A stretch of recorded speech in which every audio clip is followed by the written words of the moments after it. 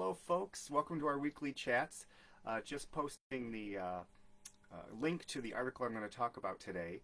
I had written this article, my monthly column for the East Aurora Advertiser, which I'm also working on. Some folks have asked me about it because I've mentioned it a few times. A book or a series of books of things that I've written over the years about East Aurora history. So stay tuned for that. That's one of the things that that my time is being used for at the moment, is going back and revisiting old articles and things and updating them. But so I'm grateful to the advertiser for giving me an outlet to share with the community, share with you all various parts of East Aurora history.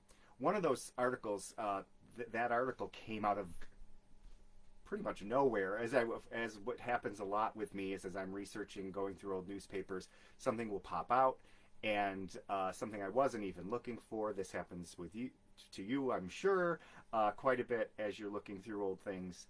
And this was one of them, and it was an advertisement in the newspaper, in the East Aurora Advertiser back in 1918, for the Larkin Economy Store. And these stores were started by the Larkin Company, which was, they started off in soap, and of course Albert Hubbard is famous for being a part of that company before he started the Roycroft and had learned his advertising skills, honed his advertising skills with the Larkin Company. So what happened is the Larkin store had a lot of merchandise, and they had branched out into other household goods. And they had warehouses essentially full of merchandise, and the economy stores were ways to move the merchandise. So what would happen is mail order would happen, and that was what they started out as, mail order catalog.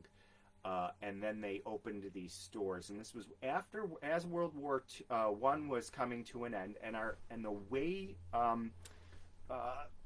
we did things changed with wars. World War One, World War Two. Ask anyone who lived through those times; they'll tell you things changed. The way we shop, the way we do things, the role of the housewife changed.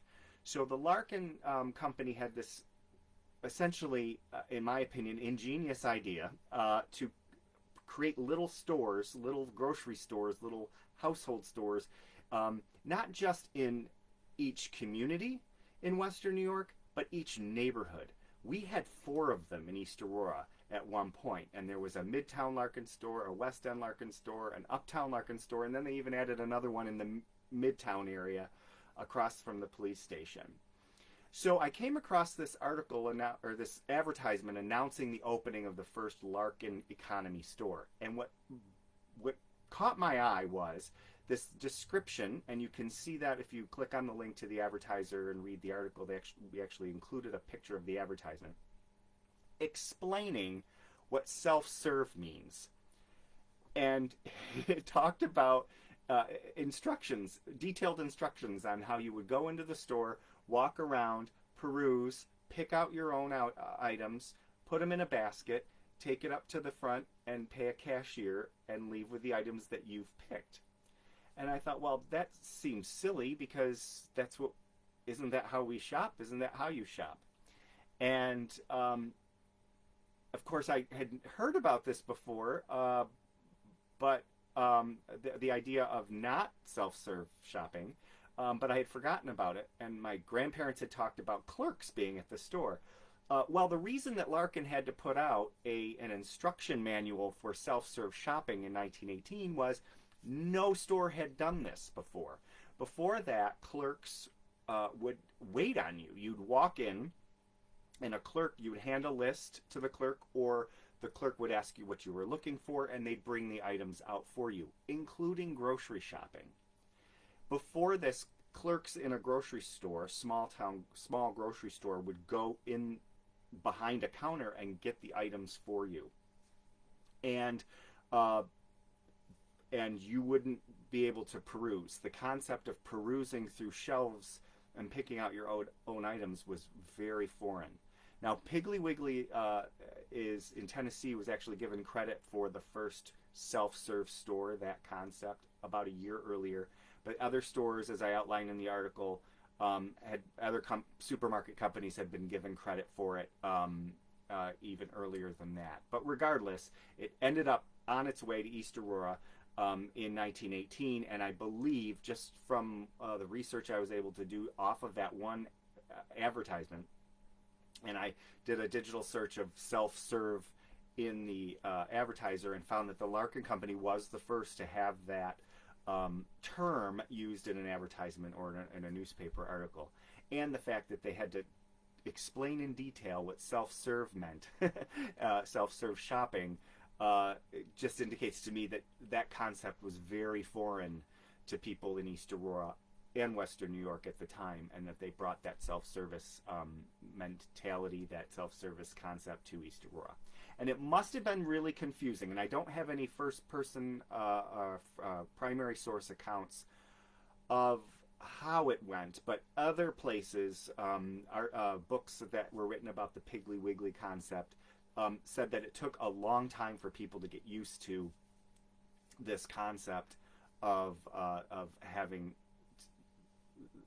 being able to roam around the store.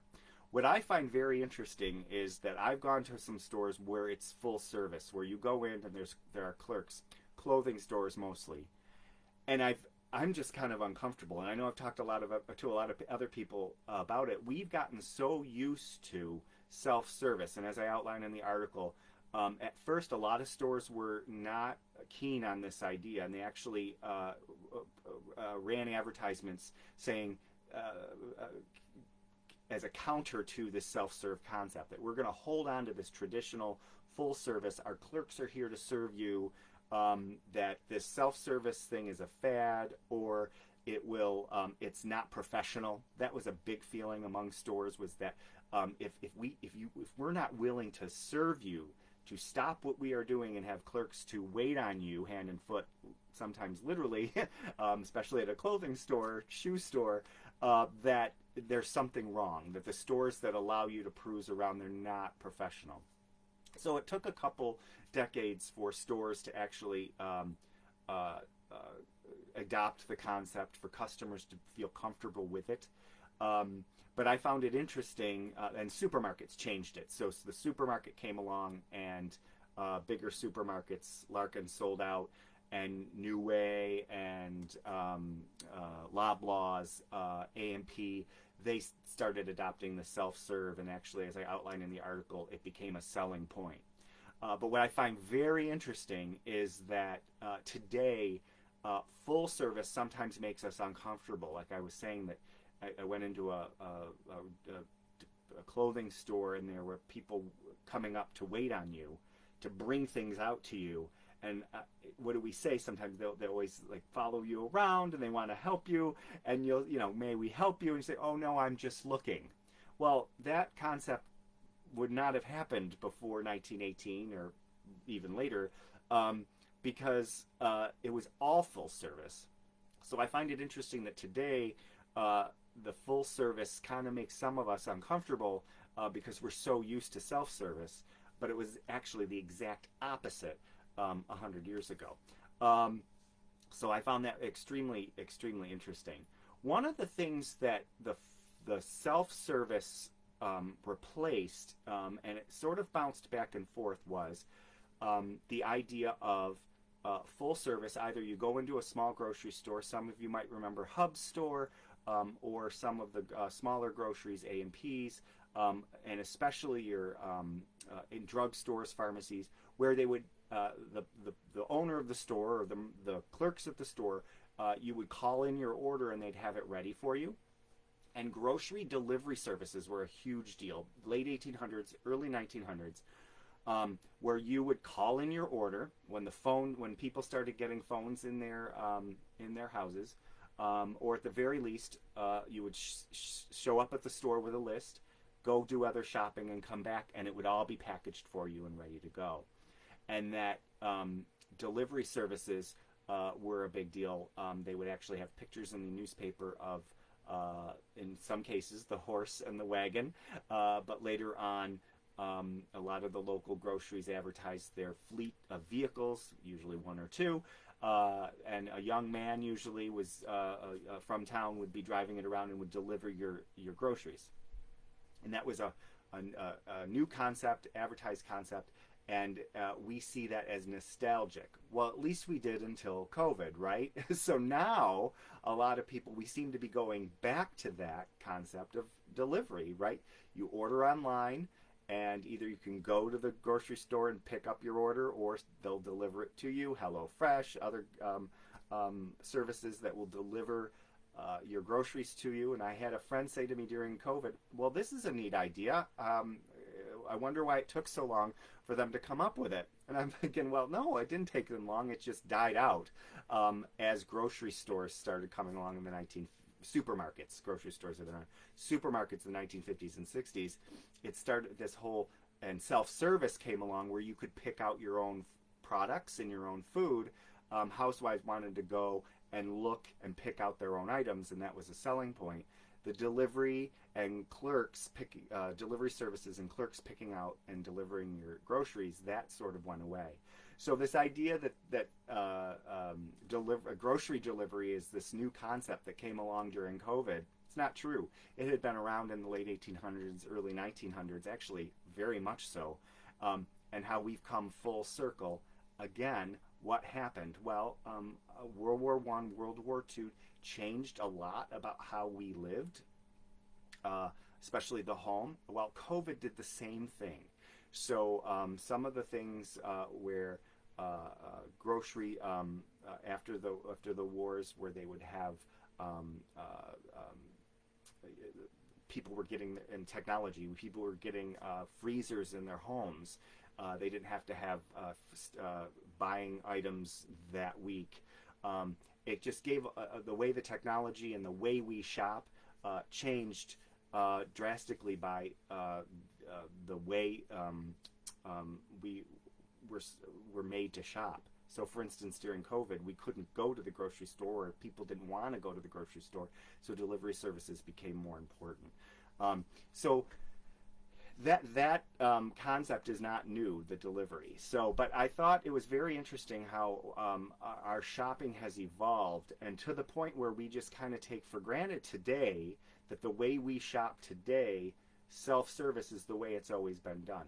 And it's interesting to watch old westerns, or even Little House on the Prairie. You watch on TV, and they'll go to the mercantile, and there'll be items out, and they'll be perusing the items. That probably didn't happen. You'd go in, and to some extent they portray it properly, where most of the things, they'll give a list. I need coffee, I need eggs, and they'll sell them from behind the counter. But even that, you'll see customers in the background trying things on and look. Well, no, they would wait for a clerk. And that was one of the downsides to the clerk system, was that if it was a busy time, you stood and waited for a clerk to help you. You couldn't go around and peruse and pick out your own items. And so that was one of the selling points that Larkin brought up, was if you can pick out your own items and go cash out, and we don't have to pay a clerk, we're not passing along that cost to you. So yes, you're giving up a little bit of the professionalism and the service with a clerk who's going to give you their undivided attention, but we're also not charging you as much for it. Whether that's true, the other stores pointed out that the prices didn't seem as low or as lower than the prices of the stores that maintain the clerks. But that was the argument they made anyway. And soon the drugstores with their candy counters followed, and a lot of other stores followed. I was talking to a friend of mine, older friend of mine, who remembers the stores on Main Street that had the clerks, and they'd have a cash office upstairs, or a cash office in the back, and a cashier would be a separate person from the clerk.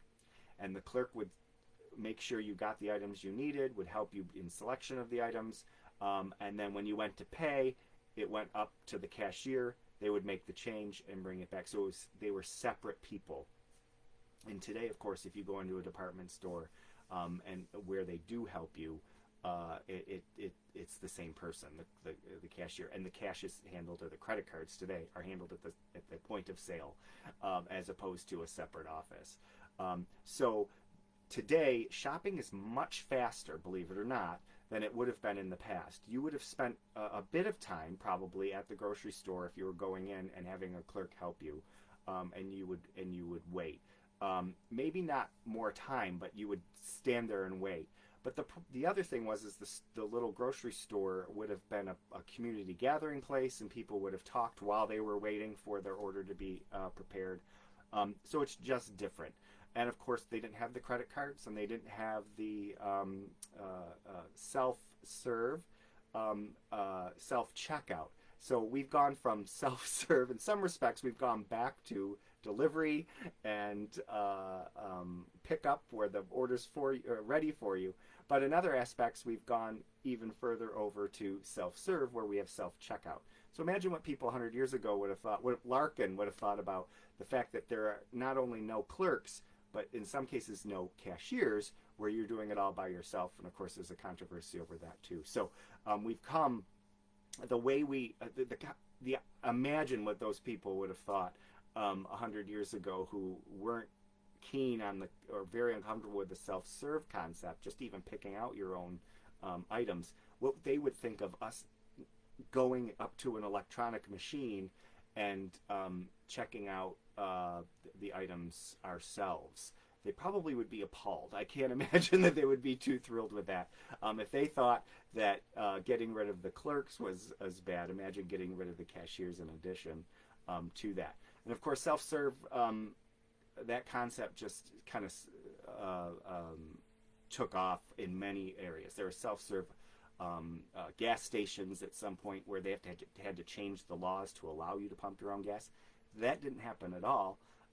And safety was one factor, but the other factor was that's just how you did it. There was always someone there to help you. You were never expected to do it yourself. So the way we shop and the way we receive goods today is drastically different in store than it would have been 100 years ago. Just a different, in many respects, drastically different. But then yet again, in some other instances, we're going back to the way it used to be. And it's all, I think, based off of the needs of the time. So COVID was a perfect example where the needs of the time, the market, the stores changed to meet those needs. Self-serve, self-checkout during COVID was appealing to a lot of people just because they didn't have to be close to another person, another cashier or a cashier at the store. And then it kind of stays for a while until something else happens, and then it might change again. It's very interesting to see how over time things that we think are new concepts actually began over 100 years ago. So if you're looking for, we talk about how history is important sometimes, and I found this with this topic is that if something happens, say a COVID pandemic, where you have to adjust, look to the past and how they do it. That's why we study history, and that's why people in business, people in customer relations, they study this history to know what worked in the past and what didn't work in the past.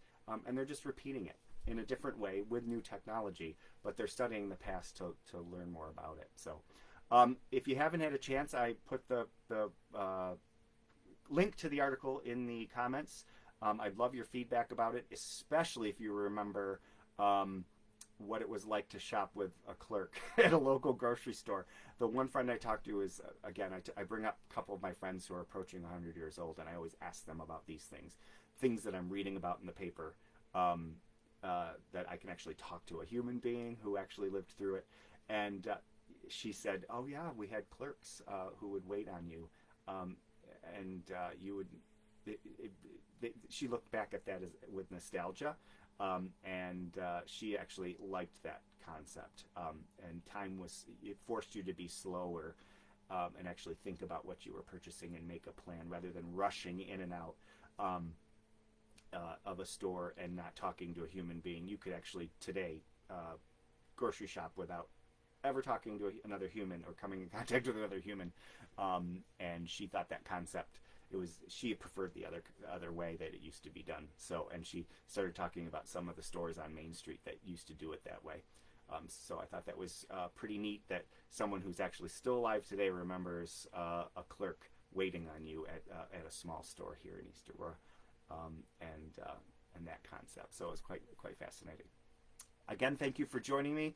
Happy shopping as we enter the holiday season, and I hope you think about that as you're going out to the stores, about how our shopping habits have changed over the past century.